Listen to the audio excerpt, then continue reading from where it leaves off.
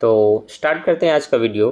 Topic है हमारा आपके लिए कक्षा 10वीं की गणित का आईएमपी प्रश्न बताना, आईएमपी क्वेश्चन बताना, जिसको देख करके आप अपने तिमाही परीक्षा में 50 में 50, 75 में 75 नंबर ला सकते हैं। तो उदाहरण से लेकर क्रियात्मक प्रश्नों में कौन से प्रश्न इंपॉर्टेंट होते हैं तिमाही से लेकर के छमाही तक में, वो मैं आपको आज बताने वाला हूँ। तो सबसे पहले आप ये वाला उदाहरण निकालेंगे जो कि उदाहरण आपका 5 है, ठीक है, जिसमें इस बहुपद को इससे भाग देना है। अब ये भाग आपको आता होगा तो फिर ये आपसे बन जाएगा, तो ये आपका आईएमपी प्रश्न हुआ, ठीक है। उसके बाद सिद्ध हुआ करके जो उदाहरण नंबर 7 है, ये प्रश्न दिया जाता है, ठीक है, आप इसको भी देख सकते हैं। इसके बाद ये एबीसीडी वाला है, ठीक है, चूँकि तिमाही परीक्षा भी में अगर 3 सेट बनाया जाएगा तो फिर इसके चांसेस है आने के, और अगर ऐसा नहीं होता तो फिर ये आपके लिए एमपी नहीं है। लेकिन ये आता है, अगर तिमाही में नहीं आया तो छमाही में ज़रूर आएगा, लेकिन आएगा, इसलिए इसको बना करके रखिए, ठीक है, छोड़ना नहीं है। अब आते हैं आपके प्रश्नावली 1 में, चैप्टर 1 के प्रश्नावली 1 में प्रश्न तीसरा, प्रश्न चौथा, ये दोनों प्रश्न आपके लिए आईएमपी है। उसके बाद अगर कोई है तो वो है प्रश्न 11वां, ठीक है। तो 11वां प्रश्न बना के देखना, इसको बिल्कुल मत छोड़ना, ये आपके लिए बहुत इंपॉर्टेंट है, ठीक है। अब यहाँ पर आते हैं प्रश्नावली 2 में। प्रश्नावली 2 में जो आपके लिए इंपॉर्टेंट है वो है ये, जिसमें px का मान दिया है और x का मान बहुत सारा दिया है, कोई भी एक रख करके बनाना है।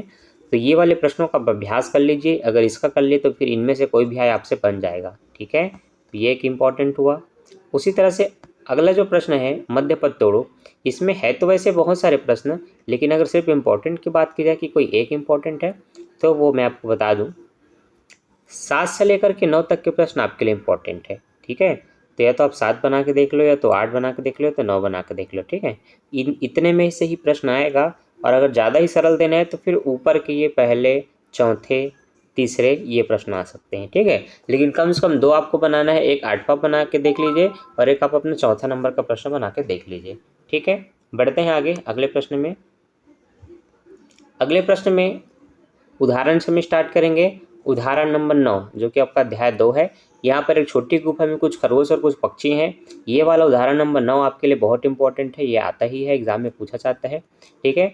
उसके बाद समीकरण निकाय को हल कीजिए, ये वाला जो प्रश्न दिख रहा है आपको, ये आएगा आपके एग्जाम में, ठीक है। उसके बाद थोड़े बड़े प्रश्नों में आते हैं जो कि लगभग 4 नंबर के आते हैं। तो 4 नंबर के प्रश्नों में आपके लिए जो चाय कॉफ़ी का प्रश्न है, क्वेश्चन नंबर 5, ये आता है, ठीक है। इसी के साथ नीचे आप देख सकते हैं 2 संख्याओं का योग, 2 संख्याओं का अंतर, जो कि पहले से आईएमपी लगा हुआ है, ठीक है। तो आप क्वेश्चन नंबर 8 का प्रैक्टिस कर लीजिए। कुछ कबूतर कुछ गाय, ये जो भी मैंने समझाए थे बिल्कुल उसी के जैसे है, इसको प्रैक्टिस कर लीजिए। और ये 2 संख्याओं का योग, 2 संख्याओं का वर्गों का अंतर, ये अभी हाल ही में एक एग्ज़ाम में पूछा गया था, प्यून वाले एग्ज़ाम में, ठीक है। तो ऐसे प्रश्न आते ही हैं, आप इनको प्रैक्टिस कीजिए, ठीक। अब समीकरण निकाय के अद्वितीय हल, अनेक हल वाले टॉपिक में से ये आता है, ठीक है, जहाँ पर ये आप देख सकते हैं उदाहरण नंबर 22, के का मान ज्ञात कीजिए। इसमें से यही प्रश्न ज़्यादातर पूछा जाता है, ठीक।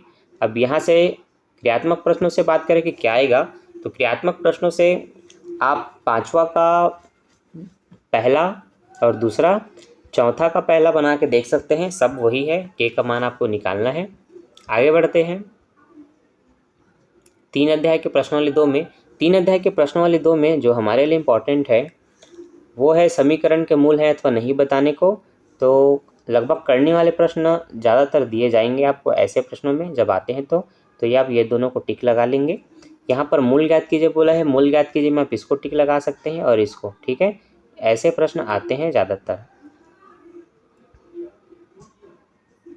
ये और ये तो बिल्कुल पढ़ लेना ना, इसको छोड़ना मत, ठीक, ये आता ही है।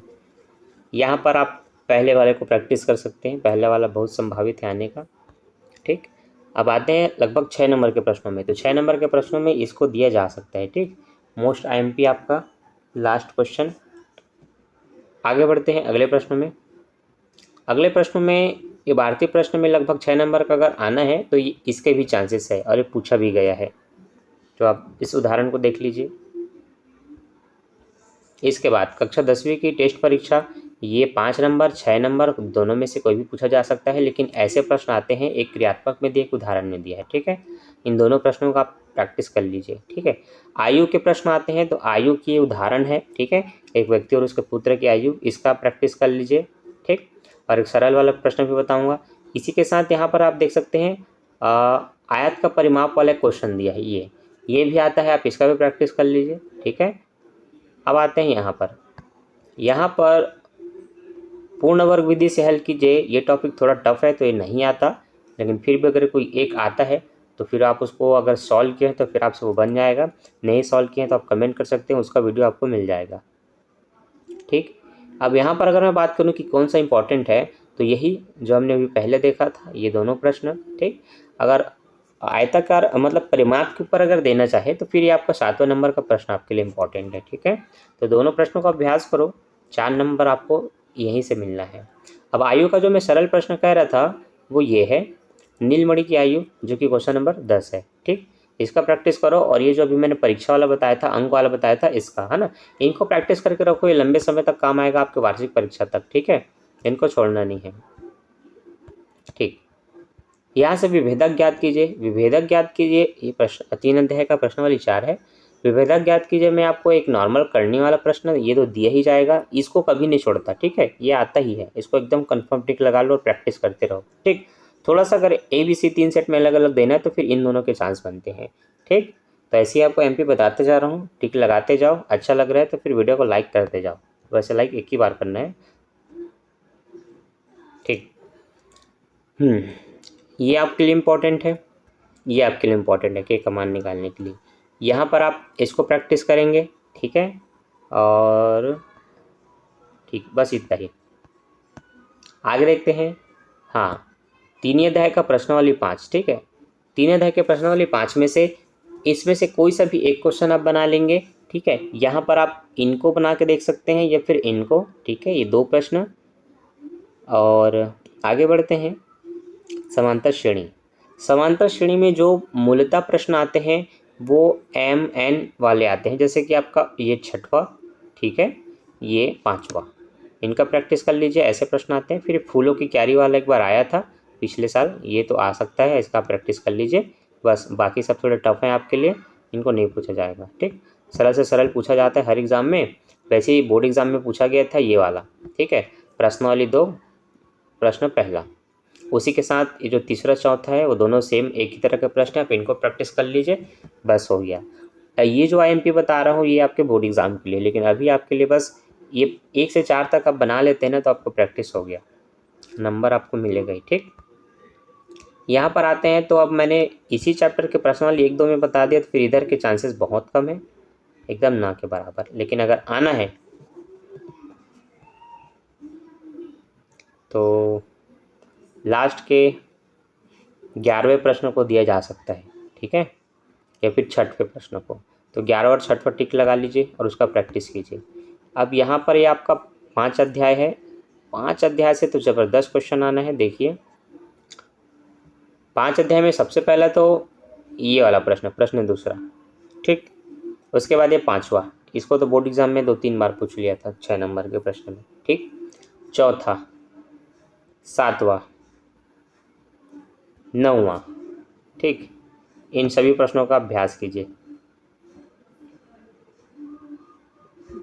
ठीक, यहाँ पर 6ठे अध्याय में ये प्रश्न का आप प्रैक्टिस कर सकते हैं। ठीक है, जिसमें y निर्देशांक देकर के x का मान पूछा है। उसके बाद इस क्वेश्चन का प्रैक्टिस कर सकते हैं और ये लास्ट वाले का। ठीक, ये 2 प्रश्नों का प्रैक्टिस कीजिए। यहाँ पर आप एक तो नॉर्मल प्रश्न बना लीजिए, पहला प्रश्न, फिर एक ये चौथा वाला बना लीजिए। इन 2 प्रश्नों को बनाते हैं तो आपका लगभग बहुत अच्छा प्रैक्टिस हो गया। उनके अथवा में अगर कोई आने के चांस है तो फिर ये 9 से लेकर के 12 तक के प्रश्नों का चांसेस है, जिसमें अगर मैं आपको कोई एक सजेस्ट करूँ तो ये जो 50 वाला है ना, नीलेश वाला, उसको आप प्रैक्टिस कर लीजिए। ठीक, अब जो सबसे इम्पॉर्टेंट है आपका वो है साइन थीटा कॉस थीटा।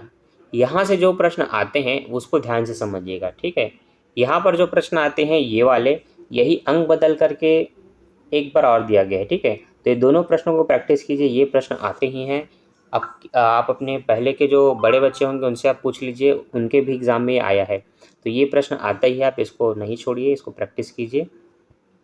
ठीक, इसी के साथ इसी के प्रश्नावली 2 में देखते हैं। तो इसके प्रश्नावली 2 में ये प्रश्न आता है, ये बार बार इसका पता नहीं ब्राइटनेस क्यों उड़ जाता है, ये वाला लास्ट। और प्रश्नावली 3 में अगर हम देखते हैं तो प्रश्नावली 3 में हमें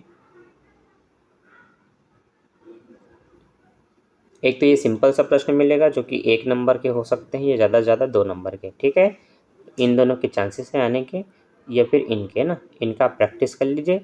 अब इसी में अगर 3-4 नंबर का, तो फिर ये नीचे वाला 5वां आएगा। ठीक है, किसका 5वां? तीसरे का 5वां। ठीक, और फिर इधर के जो प्रश्न हैं ये 6 नंबर के आते हैं आपके एग्ज़ाम में। एक तो रहेगा 2-3 अध्याय में से और एक रहेगा इसमें से। तो 6 नंबर का प्रश्न मैंने शुरू में बताया था, वो भी हो सकते हैं, है ना, या फिर ये दोनों में से कोई एक, या तो ये या तो ये। ठीक, तो इन प्रश्नों का प्रैक्टिस कर लीजिए। इतने ही प्रश्न आपके लिए IMP थे आपके तिमाही परीक्षा में। ठीक, तो अगर आप इन सभी चैप्टर को पढ़ लें और आपको बनाना आता है तो अच्छी बात है, लेकिन आपको अगर बनाना नहीं आता, आपको इसका पूरा सोल्यूशन चाहिए, या आप शुरू से 10th क्लास का गणित सीखना चाहते हैं बेसिक्स और बहुत अच्छे से, ताकि आपसे प्रत्येक इसके प्रश्न आराम से बन जाए और आप अपने 100 नंबर के पेपर में 100 में 100 ला सके, 75 में 75 ला सके। अगर आप ऐसा चाहते हैं तो फिर अभी चैनल को सब्सक्राइब कर लीजिए और डेली कमेंट कीजिए आपका एग्ज़ाम कब है या आपका टेस्ट कब है, आपको किस चैप्टर का सोल्यूशन पाना है। मैं इसमें कंटिन्यू वीडियो अपलोड करने जा रहा हूँ। ठीक है, जो कि आपको हर संडे को भी मिलेगा।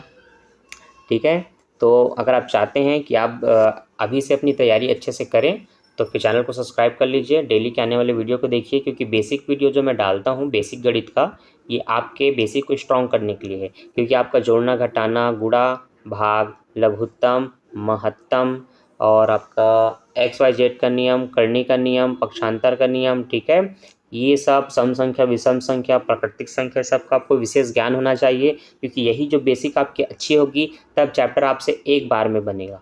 लेकिन यही बेसिक आपकी नहीं है, कमज़ोर है, तो फिर यही चैप्टर आपको 10 दिन में भी नहीं बनेगा। ठीक है, तो बेसिक के वीडियो मैंने जितने भी अपलोड किए उसको देखिए और अपने बेसिक क्लियर कीजिए। ठीक है, तो अभी के लिए बाय, थैंक्स फॉर वॉचिंग, मिलते हैं नेक्स्ट वीडियो में। बाय बाय बच्चों।